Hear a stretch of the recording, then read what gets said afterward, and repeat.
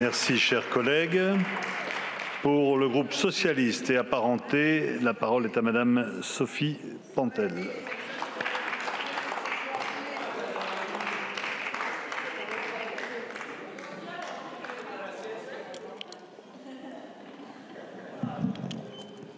Monsieur le Président, Madame la rapporteure, chère Christine, Monsieur le Président de la Commission des finances, Madame la Ministre, mes chers collègues.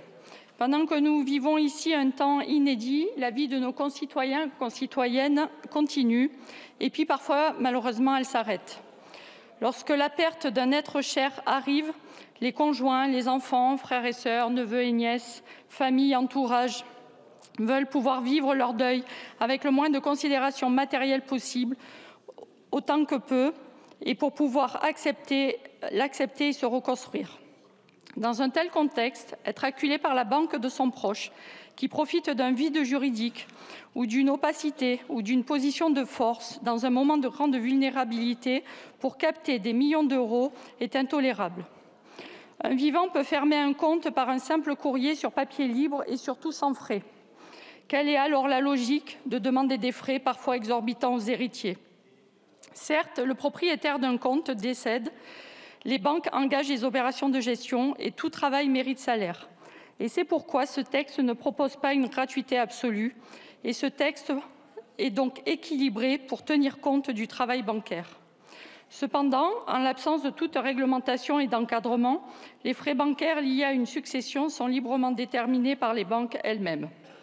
Or, fin 2021, l'UFC Que Choisir, ça a été rappelé par l'oratrice précédente, pointait à la fois la cherté des frais appliqués sur les comptes des défunts par les établissements bancaires, mais aussi l'anarchie tarifaire. En effet, les frais peuvent varier du simple au quadruple d'une banque à l'autre. La situation est d'autant plus anormale que ces frais sont 2 à 3 fois plus élevés que chez nos voisins européens et qu'ils ont augmenté entre 25 et 28% en un peu plus de 10 ans, bien au-delà de l'inflation. Ces opérations rapporteraient d'ailleurs quelques 150 millions d'euros aux banques chaque année. La proposition de loi de ma collègue Christine Pires-Beaune, et je salue son travail toujours très sérieux et rigoureux, initialement proposition socialiste, mais qui est devenue transpartisane, prévoit donc d'instaurer une véritable transparence et la modération nécessaire sur les frais bancaires liés aux successions, et ce, avec une double exigence. Veiller à ce que ces frais correspondent aux coûts réellement supportés par les banques et ne soient pas démesurés par rapport au montant en jeu. Et d'autre part, établir les situations dans lesquelles ces frais ne pourront pas être facturés, à savoir lorsque le dossier est simple, lorsque les montants sont faibles ou surtout, et c'est le plus important, lors de la perte d'un enfant mineur. Vous l'avez compris, le groupe socialiste et apparenté votera avec conviction et force ce texte.